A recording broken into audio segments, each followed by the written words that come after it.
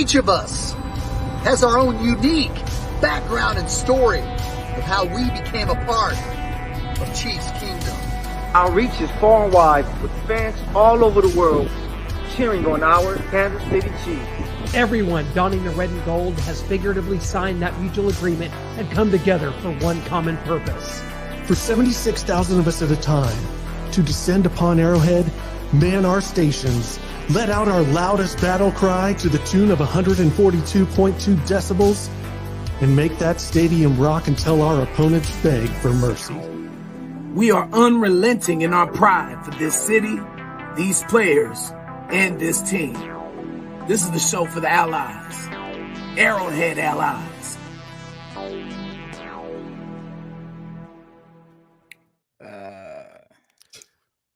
Out of the darkness into the light, from a season of turmoil, ups and downs, some negativity, even here on this show. Sorry, guys, the Chiefs are AFC West champs for the 8th consecutive year with a win over the Cincinnati Bengals. And I know of all of us here, Brian B. Shine in here, that one had to be extra special for you because you were there. Your wife's a Bengals fan, and you, I don't know if you were doing like the L'Jarius Sneed and Jamar Chase back and forth, if that was going on or how it went. Oh no, man! Things are lovely here in the Brooks household as our Kansas City Chiefs again, 8 straight, man. That is so hard to do. 8 straight AFC West titles, and look, man, it was all good. It was all, it was silence, to be honest with you, after the game on the ride home. More so because everybody was cold and ready to go home and celebrate New Year's Eve. But yeah, a quiet ride home though. Mother-in-law and the wifey really did not want to discuss the game at all, which is all good with me too. Well, we're going to discuss the game in further here, Shane, with our guest this week. He, at the time of his retirement, was number 1 in field goal percentage in the NFL history. Also, most made field goals. It is Nick Lowery joining us all the way from Arizona. Nick Lowery, how are you, sir? Good. I just got home an hour ago from Orlando celebrating the new year, and I have to tell you, pretty proud of one of the greatest kickers I've ever seen. And I'm not talking about Justin Tucker. I'm talking about Harrison Butker, and an incredibly clutch performance, which literally won the game for us. And just underscores that it's not about a kicker. It's about a good kicker. And in fact, an excellent kicker makes all the difference. Yeah. Nick, when we look at this, Harrison Butker has to go 6 for 6 in this game. And for some, that might be kind of a negative. The Chiefs couldn't get in the end zone on those possessions, only got the 1 touchdown. But for this Chiefs offense, getting into scoring range those multiple times, yeah, you got to give it up to that. And then Harrison Butker, the ride he's on, if not for maybe an underinflated footballs in New England, we could be talking about a perfect season here. Yeah, it's funny because back with the Jets many, many years ago, our kickoff guy, Don Silvestri, who held for me on David Letterman that same year, about a month earlier, he was kicking off to 2 yards deep, and we're playing the Patriots there, and suddenly his kickoffs are going to the 15-yard line, the 18-yard line. So I'm wondering whether they weren't doing it back then. But the most important thing to talk about to me is Harrison Butker, after having missed 1 field goal in each of his previous 2 games, comes through time and time again, number 1 and number 2, that our offense, just as you said, created 6 opportunities to get in scoring range. And then as a byproduct of that, despite the fact that one of our favorite players of all time, Travis Kelce, only had 16 yards, 1 first down, but 16 yards reception, only 1 touchdown since week 8. But a guy named Isaiah Pacheco right off the bat established our running game. And then a man who's coming into his own, Rashee Rice, establishing what we thought might have been lost with Juju Smith-Schuster and, of course, Tyreek Hill. So, that bodes well. I mean, I'm going to be in LA for the game on Sunday. And what Patrick has needed, besides maybe a little bit better protection at times, is simply somebody he can depend on. And besides Travis Kelce. So big news for us. 2 guys that have emerged in the last couple weeks. Nick, I grew up with you. I mean, I was 10 years old when you got the gig in 1980 as the Chiefs kicker.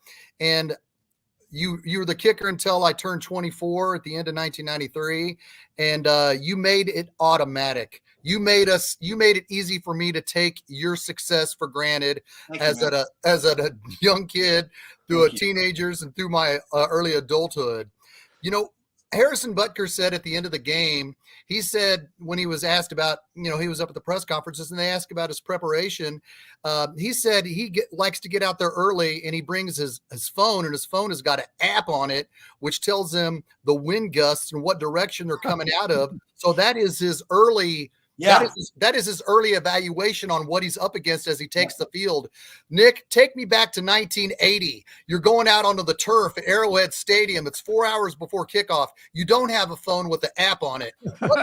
What are you looking for at that time? You know what? I was once asked, do you have any superstitions? And I had some fun. I said, no, except for cutting off the head of a chicken and pouring blood over my head. No. That's common. But one thing I did do, I'd come and literally establish that tactile connection with the support of the crossbars, and then I'd take a book and I'd literally in my head and then write down field goals starting from extra point, right hash 24 yards, left hash 28 yards, right hash again 33 yards, and visualize every one of those in both directions. By the way, Priest Holmes, if you watch his tape, and this is connected to preparation mentally, right? Manifesting. He would walk through every single play after the walkthrough itself on Saturday morning. And if you notice, he was about as incredibly efficient at making quick decisions as any running back I've ever seen. He was always just boom, boom, boom. So that helped me. And, back then, we're lucky to have the turf, but, the conditions overall in the NFL are a lot better. But having said that, you just never know. And Harrison, I think, is just brilliant in how he prepares. I read that he actually prepares for deflated balls too, just so that get a different feel for it.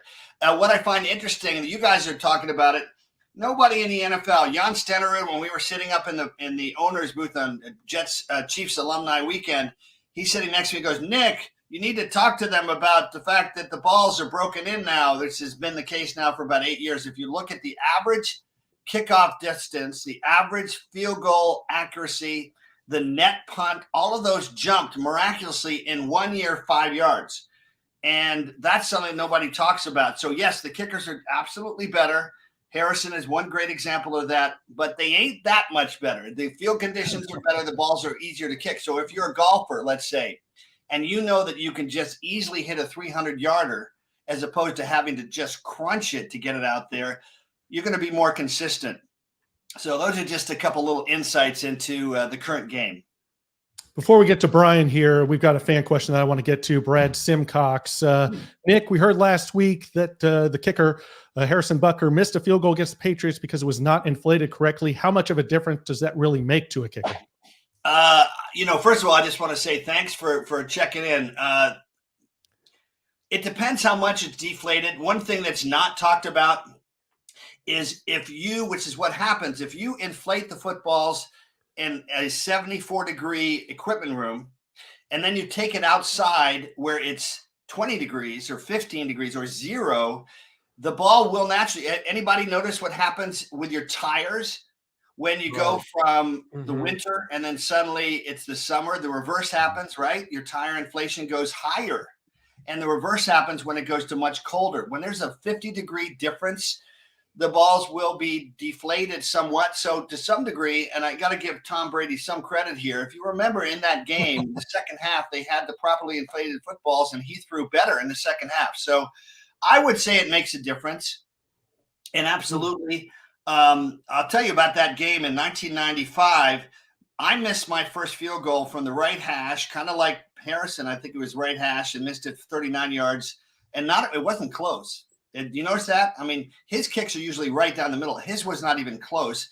And then the kicker for the Patriots. But what people don't remember is Matt Barr in that same game in 1995 missed 3 field goals. I can't even make it 3 field goals inside 35 yards in the second quarter. He never missed 3 field goals in a game. Yeah. So it does make a difference, but of course, then there's the mental side. If suddenly you think, oh, it's going to make a difference, then you may compromise your discipline. You just got to kick the ball, attack the ball. And what I love about Harrison is that's exactly what he does. You will also notice something. What works for him is he stands up almost exaggeratedly straight up, right? Almost like he's bending back a little bit. He's found what works for him. When I would approach the ball, my last in 1990, led the NFL in scoring. I had 21 field goals in a row, broke Stenard's record of 16. The next year, I had 21 field goals in a row, never been done before, 2 years in a row. The next year, I was 22 for 24. I don't know if anybody's really done much better than that in 3 consecutive years. What I found was that when I'm approaching the ball, I would say left foot, reminding myself to point my left foot at the target if you're a right-footed kicker, and explode. And explode was simply permission to attack the ball, not trying to crush it. And so each kicker, just like a golfer, has to give themselves a word that allows them to not be self-conscious, not try to be too perfect, because the millions of synapses in the brain actually are much more spontaneous, and you get much more. If you're throwing the ball, you get much more speed. If you're a pitcher, I was a pitcher in college. If you're a quarterback, same thing. If you're self-conscious, the large muscle groups get in the way and you can lose your natural snap. It's like the difference between an offensive lineman that can bench press 600 pounds but can't snap a whip to make it crack, if that makes sense, and a little skinny 110-pound tennis player who can make it crack every time and hit a 140-mile-an-hour serve. So those are just little things. Self-consciousness is what you have to get out of. If you're thinking, oh, this is a big kick, that's when you get in trouble. So that left foot and explode for me helped me. And, I think the ball, the velocity of the ball, it fights the wind better, and you're just more consistent. Man, this is some great inside stuff, Nick Lowery. Thank you for joining us here on Arrowhead Allies. Yes. I wanted to ask about your perspective of the evolution of the athlete of the kicker. 60s and 70s, you had Garo U Premium, Jan Stonerud. 80s, you had kickers like yourself, Morton Anderson, Gary Anderson. 90s, you moved on to like the Grammatica brothers. I was in the 90s. I was actually Sports Illustrated second all time in the 90s, even though I only played through 96. Just want to get that in there. But yeah, I mean, they have gotten bigger. I mean, I'm 6'4". I finished at about 220. I started at about 189. And, I stopped running distance when I was 34. Thanks to Dave Renning, God rest his soul, our conditioning coach under Marty Schottenheimer. And I gained 10 pounds, and I just, I wasn't pounding my body. We used to do a lot of really heavy weightlifting in the early 80s, and that really helped me. And if you look at the kickers today, in general, the athletes today, Tom Brady being one of the great examples, suppleness in your joints, right? If you get stronger, but you lose range of motion and flexibility, you lose that elasticity of your pop towards the ball, whether you're throwing it, whether you're tackling, whether you're blocking. I mean, look at the 330-pound linemen today that, to quote Chris Berman, they're no longer rumbling and stumbling. They are running gracefully and in an agile fashion, and you get to see these linemen catching the ball in the end zone. By the way, that was a touchdown by Detroit. That was ridiculous. But anyway, that's another thing to talk about. But the athletes in general are training smarter. They're not risking the integrity of their joints, and they're working on their balance and their suppleness. And, you see the explosiveness with Harrison and how he just, nails the ball. I will say 1985, who's counting, Thursday night, second game of the season, I had 48, 52, 36-yarder in the Dome in New Orleans the week before. Then I had 5 field goals on Thursday night. And of all people, O.J. Simpson was doing the sideline for Dan Deerdorf and Frank Gifford. We're playing the Raiders, big game, and I hit what was just inside 59 yards. It hit halfway up the net, and O.J. Simpson, back when he was O.J. Simpson, the good guy,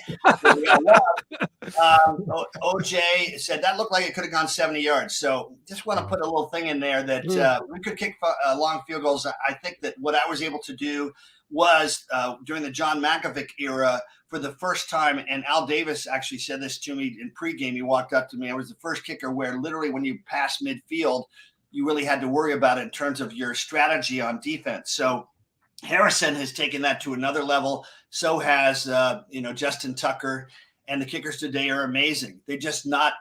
I think if the field conditions were the same as they were back in the 70s and 80s, where you had some chewed up fields, where you didn't have domes and where the balls weren't quite so, broken in. If you remember playing football, suddenly in baseball, you get a mitt and it's new and you got to break it in or else you can't even catch the ball. The new balls are broken in. So they do go about 5-6 yards farther, and that does help. Absolutely. And Nick, I wanted to talk to you about kind of you and the Chiefs parted ways after the 1993 season. Bring in Lynn Elliott, has pretty good 94 season, 95 up and down. And then that playoff game against the Colts that everybody saw, one of the coldest games in NFL history. He went 0 for 3. Kerry Blanchard only went 1 for 3, the kicker for the Colts. Kind of want to ask you what your thoughts were viewing that from afar, being the former Chiefs kicker. If you're like, man, if they still had me, we could have won that game and gone further. Revenge is a second-class emotion, so I felt really bad for Lynn because it's just the worst thing, and that was the end of his career. Yeah. Yes, I do think I've had people ask me. Of course, I think I would have made a couple of those, but it's tough. One thing that people don't realize, you're on the shaded part of Arrowhead Stadium, so you're getting some inside stuff. But imagine you've got 1 million tons of concrete, and it's like an ice box at night. So the night before, it's, let's say, 5 or 6 below zero. The next day, the ambient temperature, let's say, is 15 degrees. But that ice box, it's still like acting like an ice box on that side of the field. So, that makes it more difficult. I wish to God I was still there. And I've said this, and I'll say it again now. It was my ego, but it was also Marty's and Carl's that thought it's the first year of free agency and we have this thing called a salary cap, and some knucklehead, so-called expert was like, well, kickers can't be that important. Not unless they're the most accurate kicker in NFL history. They might provide an edge. And if I had to do it over again, I would have sucked it up and probably pushed Carl to say, listen, I want to stay. What people don't know, and the Kansas City Star never talked about this, which is what happens when you have a monopoly newspaper. They don't kind of show a whole lot of curiosity. But the real story is that I was making, at that point, before the offseason started, I was the number 1 paid kicker. And then that was the first year of free agency. And Stenerud I was at $825. Everybody wants to look it up. And Stoyanovich signed because he was a free agent, and the Patriots offered $1.25 million. Suddenly, a guy that was a very good kicker, but not as good as me, he was at 80%. I'm at 87% in the 90s, those first few years. They signed him for $1.25. And Carl and Marty wanted me to take a salary cut. So I walked into Carl's office. My agent wasn't having success, and I reduced my salary to like $600, and then I would have made the same amount if I'd had my usual year. But then Brian Barker, our punter, said Lynn Elliott was promised all the field goals in the preseason by Marty. And so I'm like, well, so I've been performing at the highest level any kicker's ever performed the last few years. We know that one game will be the difference between being home field advantage against Buffalo, where we always beat Buffalo at home in Arrowhead, versus what had happened in Buffalo in the AFC Championship game. I kind of think I'm worth it, but I think if I had to do it over again, I would have said, just give me something so I can come back. So those are the lessons for people listening. You got to think about your spiritual health and get over your ego. And if I had to do it over again, I would have sucked it up and said, just give me a reason to stay. And it's too bad because it hurt the team. And it was a lack of communication. When I told Carl that Marty had promised, this is something that a lot of people have never heard. When I told Carl, who called me up after it was announced, Pete Carroll had announced it with the Jets. He said, Nick, we had an agreement. I said, yeah, but I also had an agreement I was going to be the kicker and I would be able to compete for my job. He said, what happened? I said, Marty promised Lynn Elliott all the field goals in the preseason, so I can't compete for my job. So I'm going to be there at the end of training camp and they're going to cut me, and where do I go? I mean, and Carl said literally word for word, I hired Marty and I can fire Marty. Wow. So that's how upset he was. Wow. And in the end, if Carl had then, like me, gotten, there are times when we get angry and we get righteous, kind of like Dan, the head coach for Detroit after that bad call on the 2-point conversion. I think he might have, if he got a hold of himself, said, let's kick the extra point and go to overtime. But anyway, I think Carl would have perhaps thought the better of it. And it's too bad that that happened, because the best years of my career with the Lamar Hunt family and Clark Hunt, who was, he was actually the ball boy who was charting me against Jan Stenerud. And another thing a lot of people don't remember or realize is I beat out Jan Stenerud in 1980. I had to outkick the guy. He played 6-7 years. I beat out Jan Stenerud head to head. I had to be charted every day in practice, and I had to beat him out at the, in the heart of his career. So, but anyway, it was the best years of my career. Kansas City's an awesome town. Frankly, it's the best town, better than it's ever been now. It's a great place to live. And what a great team. What a great organization. Wow, Nick, thank you so much for being open and candid about sharing that story with us and our viewers here at Arrowhead Allies. I greatly appreciate that. And I speak for our viewers, and I know they do as well. Nick, I remember when you took over for Jan Stenerud. Like I said, I was 10. He was a Hall of Fame kicker. And like I said, I took your career for granted because you were always making the kicks, especially in 1990 when the Chiefs had 3 home games in a row. And the game against the Raiders, it was a pouring down cold November rain. Yeah. And you made 3 field goals for us to win 9-7. And one of them was in the win, a 47-yarder. 48. Yeah, thank you. Thank you. I would never say short, Nick. If one thing that happens, your memory, you want to study the brain like I did, because I always try to figure out how can I be in the right place, is if you want to remember something, have it be really intense with strong emotions that matter. You'll tend to remember it. Yes. I'm sorry I cut you off on that 1 yard on that memory, but I remember, I know you remember this. It was pouring down rain. And when they marched you out to make that 48-yard field goal, in the rain, there was like, man, I don't like his chances, but you made that kick. You were huge that season. That was the first season that Marty Schottenheimer took the Kansas City Chiefs to the playoffs, and you were great for that. If you could take us through that game, I know you remember. What do you remember about that game against the Raiders and that rain? Yeah, it was cold. It was really cold. I remember because I was told afterwards. Bill Walsh came up to me after the game. He was in the locker room, and he said it's one of the greatest field goals, hardest field goals I've ever seen. I think he said that on the broadcast. Yeah. But here's another quick story. Duron Cherry had just come back from injury, and he told Kevin Porter, who was a safety for us, who I think played at K-State. Bo Jackson. He told him that he had a dream the night before that he would hit Bo Jackson and cause a fumble. First play. Yep. Duron Cherry goes in. He nails Bo Jackson. Ball pops straight up in the air. We recover, and he's coming back off onto the sidelines, and Kevin Porter's like, don't look at me like he'd seen a ghost. And he was so freaked out. But that's, by the way, that's a testimony of how amazing Duron Cherry was and how great a team. I mean, our defense, man, especially our defensive backfield, of course, Derek Thomas, Neil Smith, all those guys, man, we had a great defense. We had a really solid team. We had a tough team. That's what Marty brought to us. Mm-hmm. Hey, Nick, your last regular season game with the Chiefs was against the Seattle Seahawks at Arrowhead Stadium, January 1st, 1994. Now, the reason I remember that so distinctly 30 years ago and 1 day later is because that was my first Chiefs game that I attended. And I remember you knocking down some field goals against the Seahawks in that season with Joe Montana. It was kind of a magical season because we hadn't experienced anything like that in Kansas City for a real long time. What do you remember about that season and about Joe Montana's influence on the locker room when he came to the Chiefs? Wow. Having Joe was like having a rock star. It was having a rock star on the team.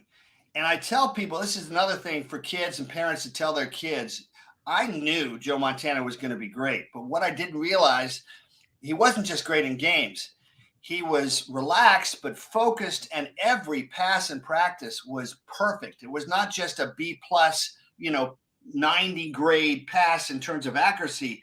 Remember, it was Paul Hackett, not Nathaniel Hackett, who's apparently destroyed the careers of a couple people with Denver and now the Jets. I'm sure he's a great guy, but Paul Hackett brought in the West Coast offense. He'd coached Joe before in San Francisco, and the West Coast offense is as much about yards after the catch, something that Rashee Rice is setting records for us. And I think he's number 1 in the NFL in yards after the catch, ahead of Tyreek Hill right now, and he's really coming into his own.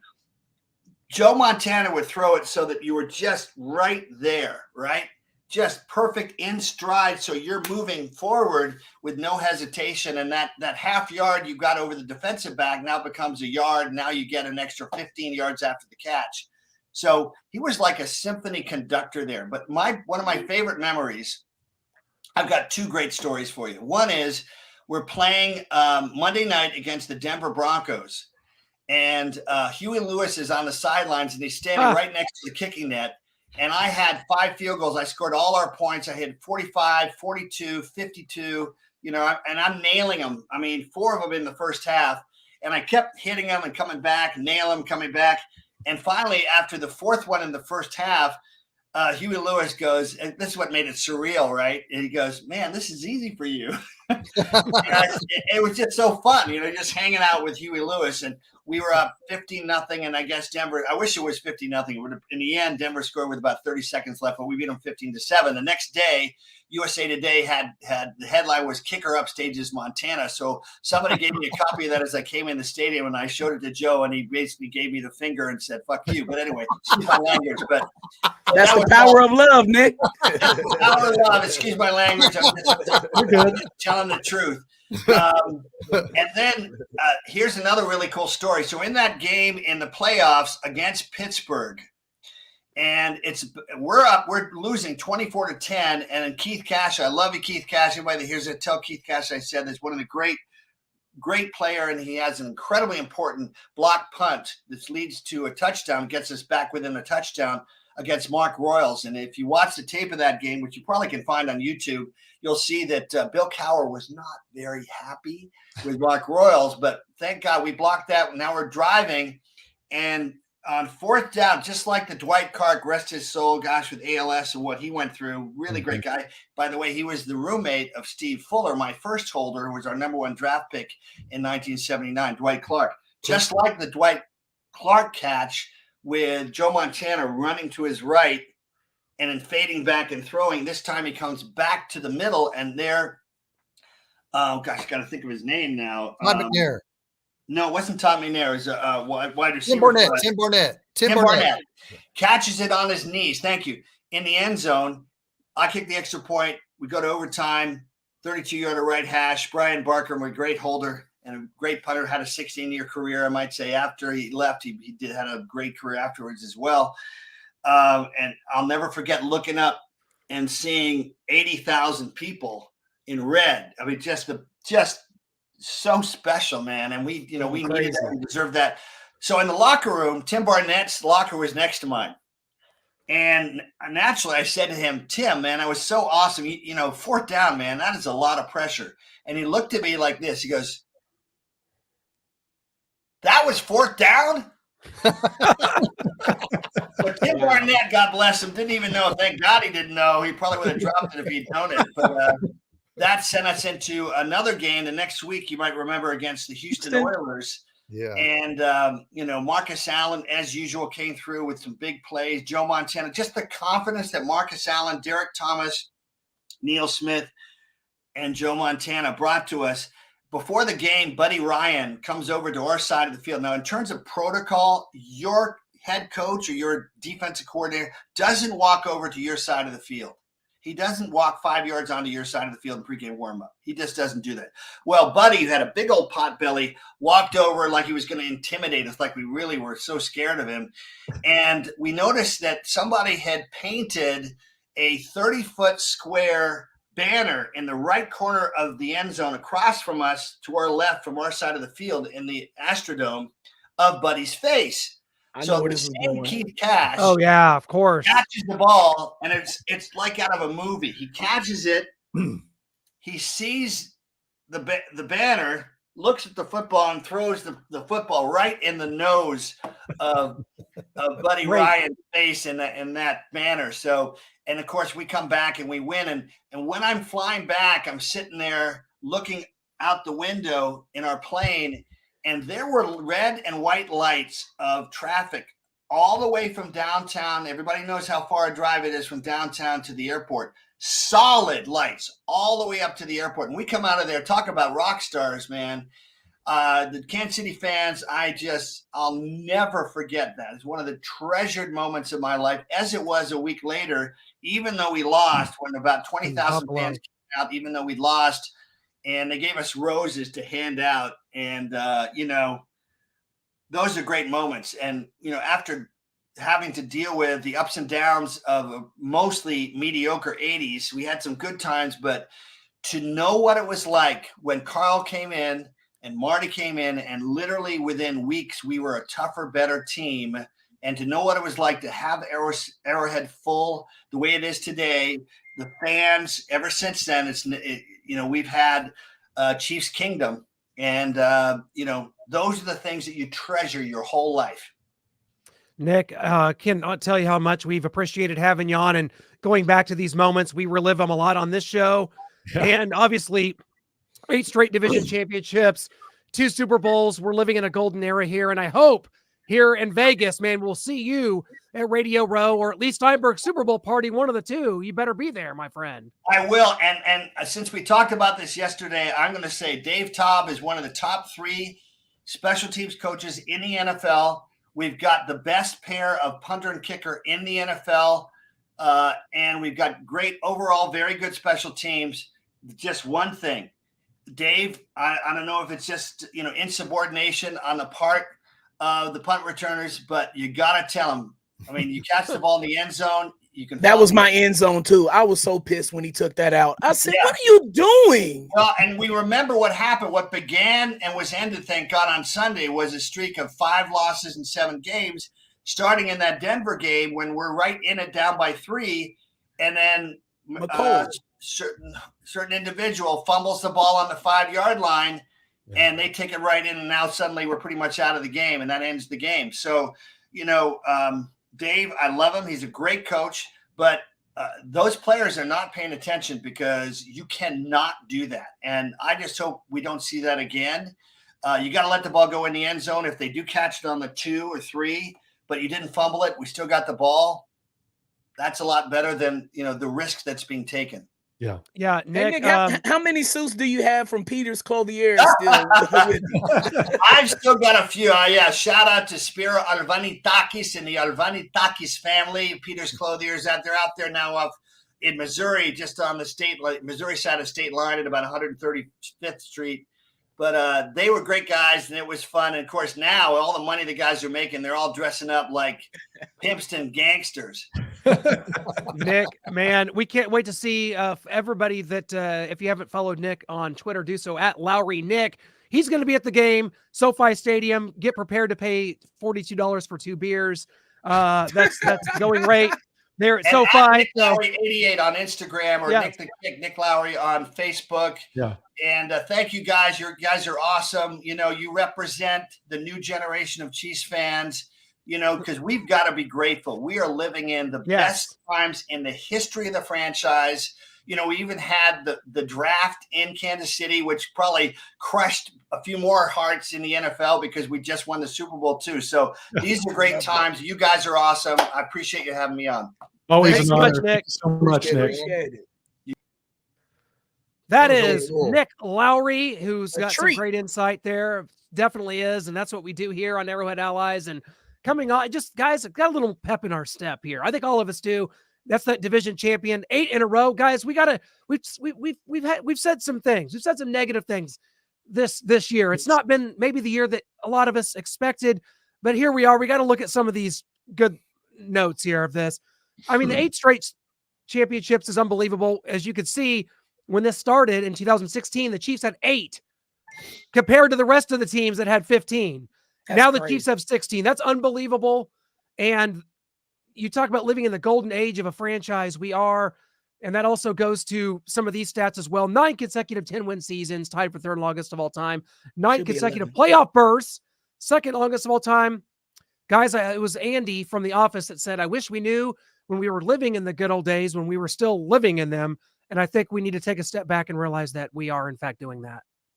Yes, absolutely, 100% we do. And look, man, every year isn't going to be 2022. Every year isn't going to be 2019 in this. I really don't want to call it a dynasty yet. My thing with dynasty is 3 bowls. You got to get at least 3 in a decade, and then the D word can come out. But with that being said, man, every year isn't going to be a Super Bowl title year. Every year the Chiefs aren't going to run over everybody. The Patriots didn't do it. The Niners didn't do it in their heyday in the 90s. They took some L's in the playoffs too. They took some mind-blowing L's. I believe the 86 season when they lost to the Vikings, I think it was, Bill Walsh was on the brink of getting fired a couple of times. So, man, look, during these runs of greatness that some of these dynastic teams have, every year isn't going to be the dominant year. You got other competitors. This is when I feel like Chiefs fans don't respect our opponents as a whole. Not saying everybody, but as a whole, during this run, I don't think we give our opponents their just due. The Bengals, Bills, and Ravens, and everybody else in the AFC. People are tired of our shit. People are sick. Like, seriously, as crazy as it sounds, I'm tired of it this season. as crazy as it sounds, as being a kid, a baby of the 80s and a kid of the 90s watching this team grow up, an adult in the 2000s. Like, I would never thought that the Chiefs would be the new Patriots or the new Cowboys or whatever. But fellas, that's what we are. Coaches are tired of us. Players are tired of us. You see it with Jamar Chase. You see it with other players around the league. And so with that being said, people want to stop the Chiefs. So you got 31 other teams trying their damnedest to stop Patrick Mahomes and Andy Reid in this super force of an offense. And it's just simple as that. The defenses have caught up with the offenses, not only with the Chiefs in the NFL, but with the entire league. Okay, we'll see when the playoffs start with those guys. Yeah. But with that being said, man, yes, appreciate the great times. These are great times. I would have given not my right arm. I would have given my left arm. I got to write with my right arm. I would have given my left arm for just one of these seasons in the 90s or 2000s. Yeah. So y'all look, just bask in it, enjoy the ride while we have it. And hopefully MVS won't be achieved past 2024. Speaking of that, we've got some film to watch on MVS, dropping this crosser. And if you look at kind of Kelsey there on the 20-yard line on the opposite side. This pissed me off so much, fellas. I'm sorry to interrupt, Noah, but I covered it in the blitz. MVS, you have the gall to look back at Patrick and say, are you serious? I got to go on a tangent, man. I'm sorry. 40 drop passes is absurd. In a career, that's almost absurd. This guy's done this season. Not just MVS. This is the entire group, but oh, I'm sorry, my bad. Yes, okay, so that's like really. Yeah, that's not just MVS. He was just the easy photo to find. Okay, my bad, MVS. But still, it's, you know what? And with MVS, it's not even the amount of, it's when the drop passes are happening this year with him. If they're happening in critical moments, third downs, third and longs, critical times of the game when we desperately need a score. We saw it against the Packers. You saw it last week twice against these Bengals. Like, what is this? People are blaming that on Patrick. That is in the breadbasket right there as an NFL receiver. That's a tough catch to make. I can't think of anyone that the Chiefs could have gotten that could have made a catch like that. Oh wait, what's this? Is that George Pickens? What's he going to do here? Oh God! Oh, we could have had that. Yeah. And what that's the NFL wide receiver for you. The NFL wide receivers catch radius expands far beyond their body because of the length of their arms, their legs, and where the ball is thrown, that type of stuff. When you go out and reach out with full momentum and with full physical capable ability, when you stretch your arms out, you can go get those 50-50 balls. MVS he doesn't come up with those, man, enough for his contract to be where it is. Yeah. Well, I want to say this about the MVS and the Chiefs winning their 8th straight AFC West title. First, I embrace the Chiefs winning. I love it. I just turned 54 in November. I've waited my entire life to be living this, and I thank God every day that my team drafted Patrick Mahomes. And Andy Reid and Patrick Mahomes are the greatest tandem, not only in franchise history, you could argue in NFL history. Now, the criticism I will have for Andy Reid is because about MVS. Andy Reid, and I sent Clint a private message today about this. MVS wouldn't be exposed this much in all his drops if he wasn't consistently put out there weekly to go and drop more passes. I know we've talked to other people like Harvey Williams and Solomon Wilcots, and we asked them about certain scenarios, but Marty Schottenheimer wouldn't put up with it. Gunther Cunningham wouldn't put up with it. Dick Vermeil, Herm Edwards, Todd Haley, Romeo Cornell. I can't think of any other head coach maybe Romeo that would put up with this many drops. Guys, like I said, I've been watching the Chiefs since 1977. I have never seen not only the wide receiver roster look this bad, but a player dropping so many key clutch passes get consistently put in next week to drop more, then the week after that to drop more. Sometimes you got to stop the bleeding, not only because you want to hold the guy accountable, but just to say, hey, let's just make him inactive. Let's sit him down. Let's get his head right, because he's dropping way too many passes. He's getting exposed all over social media. But just as your team, Andy Reid, he's got these guys. He's the leader. He's the greatest head coach in franchise history. He needs to say, Matt, we got to sit MVS down. And I know it's kind of bad now because we're not going to play anybody in starters this week coming up, and we'll get to that. But Andy Reid seriously needs to sit MVS down and just make him inactive, just so we can get his own head on straight. Because every week when he goes out and continues to drop these passes, not only are the Chiefs fans mad at MVS, but they're going to look up at Andy Reid eventually and say, Andy, we love you. We love everything about you. But why do you keep putting this guy out here to get freaking exposed? That's my take. Another thing, Shane, is that zero accountability. These are the things that we was talking about with Eric Bieniemy as him not being on that coaching staff. You have the unmitigated gall to blame Patrick for that crossing route. You do this in terms of, it was behind me. Are we serious right now? Yeah. He was under duress, getting hit as he's throwing the ball in man-to-man coverage. What are we talking about here? You clearly beat your man. All you have to do is reach back a little bit and he can't be perfect, especially when they're rushing him like this. Look at the duress he's under when he throws this ball. He has a man on his right there. He couldn't even wind his arm all the way to get the ball there. He got it there as best he could, man. And there's zero accountability. Instead of saying my bad, he blames Patrick. These are the little things that we harp on with this coaching staff that's not right, and why EB is so necessary. Because guess who would have got their ass chewed out on the sideline if EB was here? MVS definitely would have got the business on the sideline. And then a local reporter here in KC, I can't remember my man's name. I think his name is PJ Green for Fox 4. Yeah. He's at his locker room asking him about accountability and the drop passes, and he's acting stupid, trying to be disingenuous, saying, I don't know what you're talking about. I don't know what you're referring to. I thought that was did he do that again? I thought that was from the last time he did this. He's talking about the last time he did it, yeah. Yeah, you are talking about it's sickening, bro. It's sickening, the lack of accountability. It is. But, to Shane's point, you want to sit him down, okay? Well, we've already sat down. We've already demoted or fired Sky Moore. You've already demoted or fired Kadarius Toney. He's hurt. He's on the shelf. We only have so many we only have so many bodies that we're going to be able to got plenty of receivers. How many did we have in training camp? Hardman, Justin Watson and Rashee Rice and Justin Ross. Where's Ramigo at?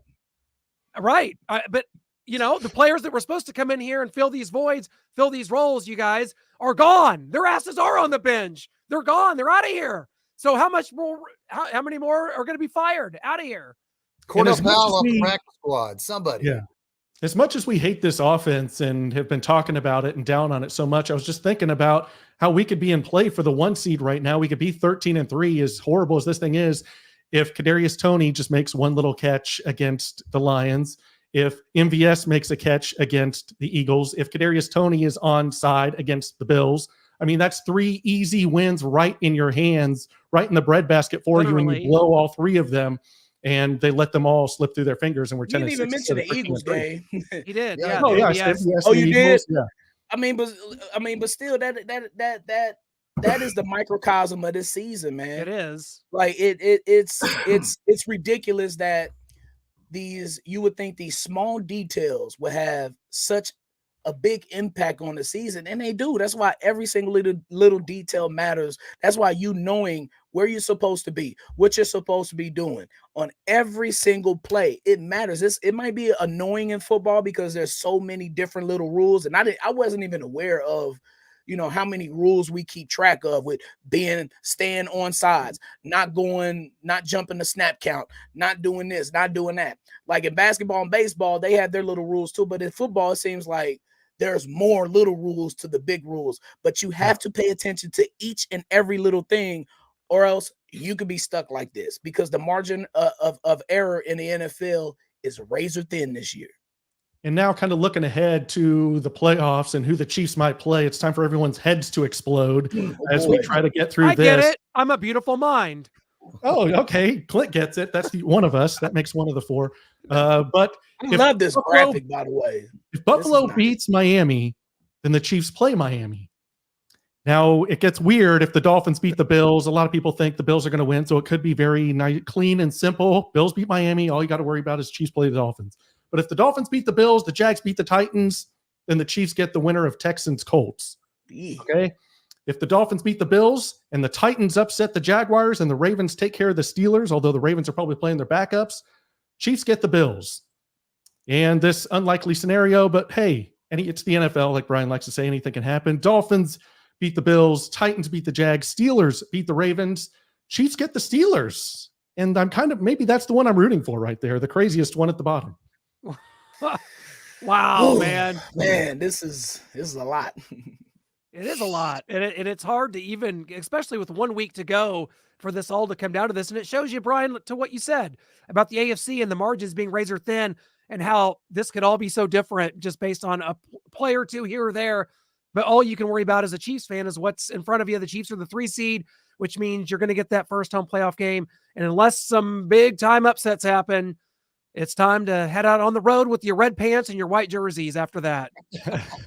White on white. Maybe. I'm rooting for Miami Sunday. I don't want to, because I don't want to go to Buffalo after we beat the right. We're going to win the first game. I don't want to go to Buffalo. Not that I'm worried about Buffalo. I want to go to Miami. I want that game to be in Miami the second round. That's because definitely the better business. Yeah, definitely. What do you think, Brian? Who do you want to win between Miami and Buffalo? I don't know, man. I don't. I'm sitting here thinking about it. I was looking at the matchups. It's such a dice roll, man, with any of these teams. Like I could see CJ Stroud. Yeah. Like just completely going off at Arrowhead in the wild round. And then there's the Colts. Yeah, and then the nightmare that all Chiefs fans never want to see again. The Indianapolis Colts strutting in the Arrowhead Stadium. Gardner Minshew and the Colts. I mean, still. AKA Jim Harbaugh. Look, we said the same thing about Jim Harbaugh, too. And they had a backup. They didn't have Marshall Faulk in 95. Nope. Who was it, Crockett? Yeah. They had Crockett and company. So, yeah, I don't want to see any horseshoes. Honestly, I welcome any matchup against Buffalo. I honestly do, at Buffalo or here, because of the simple fact that I think that the Chiefs turn a corner on Sunday with running the ball. This should be an Isaiah Pacheco-led offense from here on out. In this season, not next season, but this season, right. It should be Marty Ball 100% of the time, because that's all the defenses are going to do. They're going to play coverage. Run the ball, man. And if this team doesn't turn it over, they win. But they do turn it over at an embarrassing clip. So yes. And that's why I don't fear going to Buffalo. I really don't. Are we worried at all about the Ravens? Do we even have to really talk about that? Are we getting there? We'll cross that bridge in the AFC Championship game. Exactly. Yes, because on our AFC Championship game freak out. Frenzy. Yeah, because the 3 seed always goes to the 2 seed when they win. Yeah. Unless the 2 seed loses to the 7th seed, but for the most of the time, 3 seed goes to 2. Yeah. This is the same Ravens team who lost to the Browns at home with Deshaun Watson. Yep. Are they getting better and improving and dominating everyone who steps in front of them right now? I think that they're peaking at the wrong time. My problem with them is they're going to get too much time off. If they don't play any starters against the Steelers, another week off, then they're going to be rusty. That's what happened to them last time they were the 1 seed and they came out and laid an egg. Exactly. In 2019, the Super Bowl run. Titans. I fear no team in the AFC. The teams are fearing us. You think Baltimore wants to see the Chiefs coming into M&T Bank Stadium? Yes. You think the Dolphins? Yes. You think the Dolphins want to see the Chiefs? Everybody, this is their shot. This is your shot to get it done. This is the team to do it. I don't think they want us to come in there. I think they're hoping we get knocked off. But if we do come in there, they're not. Oh God. Yeah. Okay. Yes, they are. They respect us, but they don't fear us. No, that's gone. I think in the playoffs. I think they do, fellas. They fear the unknown. They fear, man, Patrick Mahomes has never played a road playoff game.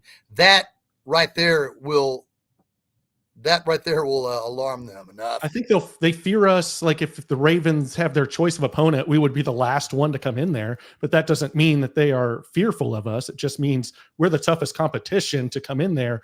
But I think they're feeling pretty confident right now. They'll dispatch of anybody. Okay. Yeah. I'm not saying that. I'm not saying they will. I have questions. I've always had questions about Lamar Jackson. Yeah. I might have Pete Pro at the end of the season. I thought they should have got rid of him. And I said he'd never get to an AFC championship game or get to a Super Bowl or win a Super Bowl. And so we'll kind of see how that plays out. Maybe eating some crow here. And that's it. So let's move on to this. We move on to the Chargers, and we don't know. This game doesn't have many ramifications. This looks like a 16 yards. This looks like MIZ Blaine Gabbert starting at quarterback. It looks like a healthy dose of some backups. And guys, I don't know. I liken this to that part in Friday Night Lights, the show, when the players all are at practice, they're hot and they want a smoothie, and coach says, "Hell no, you don't. Do you feel like you practiced well enough to get a smoothie? Has this team played well enough, long enough to deserve a week off?" And I know you're locked into the 3 seed.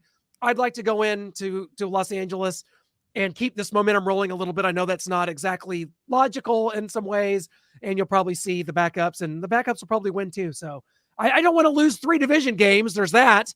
I'm weird like that. 3 division games. I want to build on the momentum and keep the starters in, but I know that's not going to happen.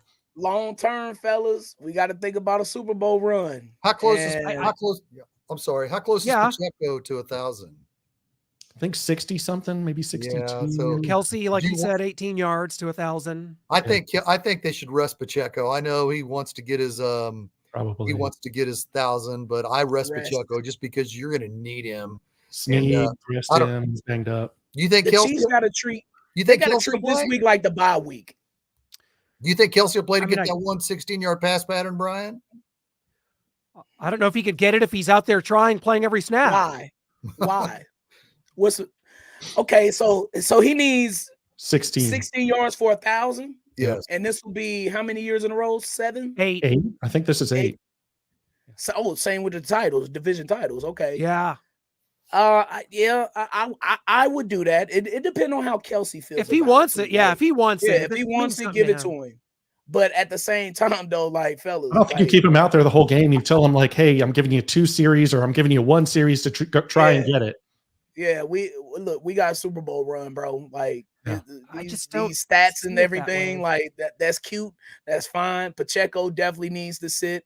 I want him fresh for next week. The Chiefs got to treat this next week like the bye week that we're not going to get in the playoffs. Preseason. But again, if Kelsey wants it, he's old enough. He's a vet, 2-time Super Bowl champ. He got enough say in that locker room. Maybe Coach Reed lets him play 1 quarter. I don't know, but I would side on the era of caution coming up this week.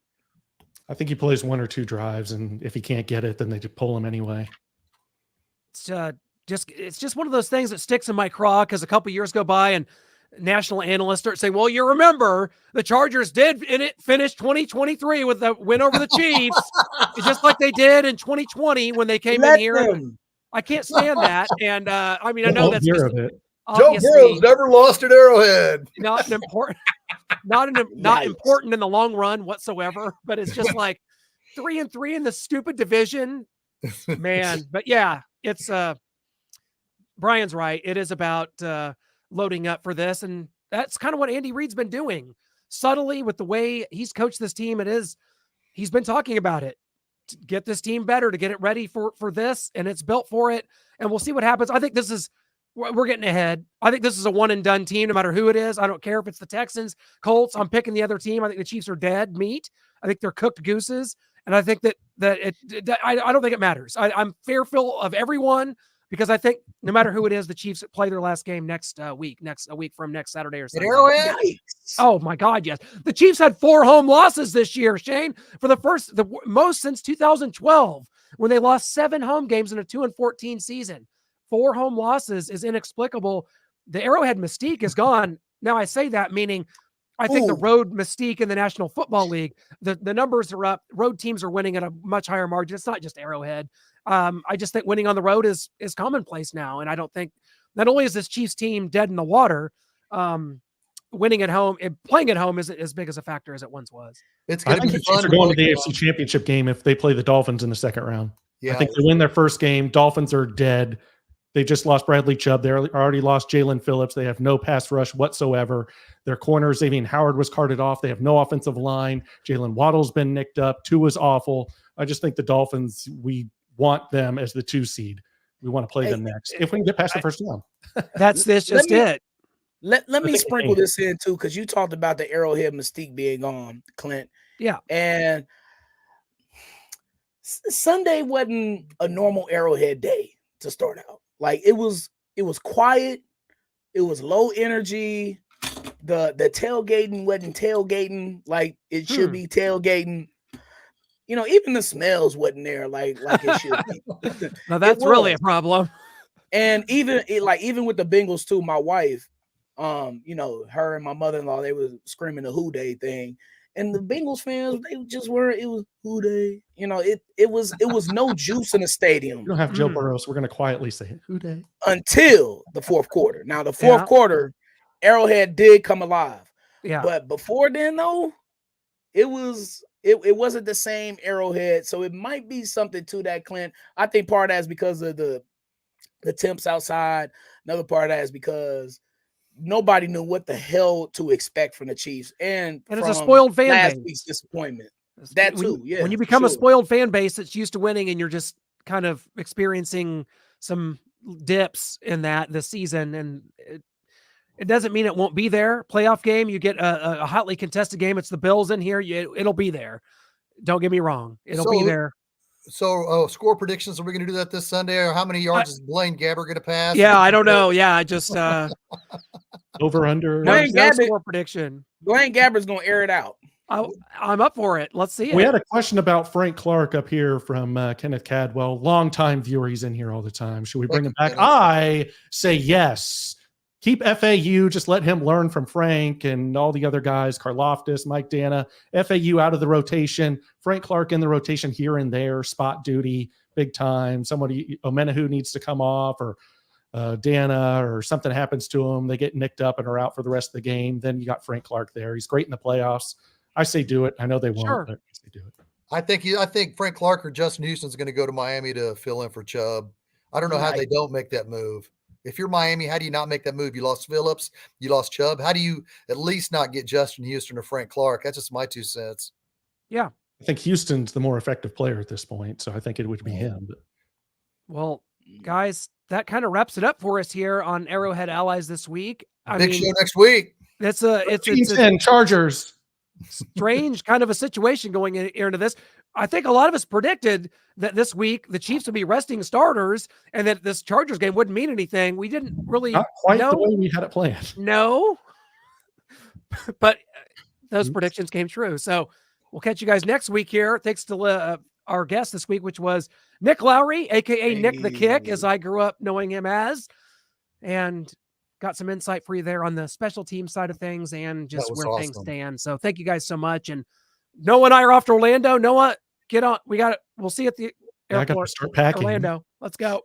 Go Chiefs. Chiefs. We're back to play.